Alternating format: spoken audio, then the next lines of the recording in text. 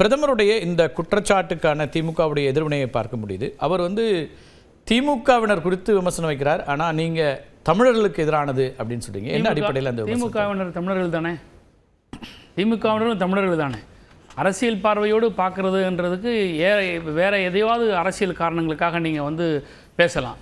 ஆனால் இன உணர்வை பயன்படுத்தி பேசும்போது நீங்கள் தமிழ்நாட்டுக்கு முகமாக இருப்பது இன்றைக்கி திமுக தான்ன்றதை பிரதமரே ஏற்றுக்கொண்டதுனால தான் இன்றைக்கி எல்லாமாம தமிழ்நாட்டுக்கு திமுக இருக்குங்கிறதுனால தான் திமுகவை நம்ம டச் பண்ணோம். திமுகவை டச் பண்ணால் தமிழர்கள் டச் பண்ணது தான் அந்த புரிதல் பிரதமருக்கு இருந்த காரணத்தினால தான் அது திமுகவை ஒரு குற்றம் சாட்டி நோக்கி சொல்கிறார். ரெண்டாவது இது தமிழர்கள் மீது விடுக்கப்பட்ட ஒரு தாக்குதலாக தான் பார்க்க முடியுமே, தனிப்பட்ட திமுக மேலே விடப்பட்ட தாக்குதலாக பார்க்க முடியாது. நான் முன்பு சொன்னபடி திமுக கர்நாடகா தெலுங்கானாலையும் காங்கிரஸ் ஆட்சி செய்யக்கூடிய மாநிலங்களில் பீகார் மக்களுக்கு எதிரான தாக்குதல் நடக்கிறது அப்படிங்கிற அந்த கருத்தையும் வைக்கிறார்.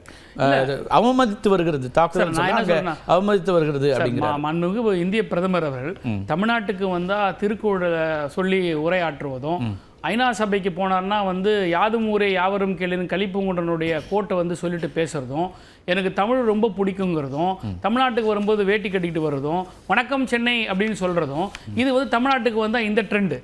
ஆனால் இதே பிற மாநிலத்துக்கு போகும்போது ஒரு தமிழ்நாட்டை பற்றி அவதூறாக அல்லது அவர்களை தாக்கி பேசுவது என்பது இது இப்போ ஒரு ஒன்றிய பிரதம மந்திரியினுடைய பொறுப்புக்கு இது அழகல்ல அப்படிங்கிறத மாண்புமிகு முதலமைச்சர்கள் ரொம்ப அழகாக சுட்டி காட்டியிருக்காங்க.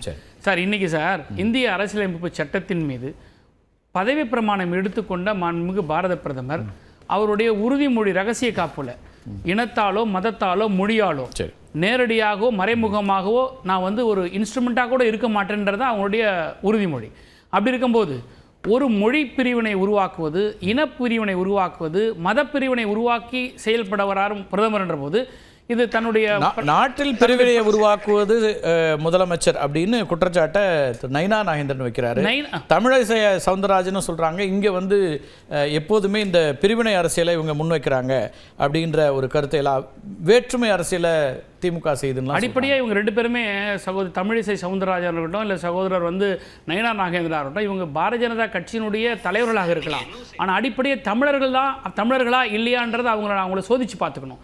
ஏன்னா நீங்கள் அரசியல் மாச்சரியங்கள் கடந்து அது ஒரு கடும் விமர்சனமா இருக்கு. அவங்க தமிழ்நாட்டில் தமிழர்கள் அதில் என்ன சிக்கல் உங்களுக்கு? தமிழர்களாக இருந்தால் அவங்களுக்கு கண்டிப்பாக ஒரு கண்டிப்பாக அவங்களுக்கு ஒரு வேகம் வந்திருக்கலாம். இது கண்டிக்கக்கூடியது இல்லை, கண்டிக்கக்கூடிய அவசியம் இல்லை.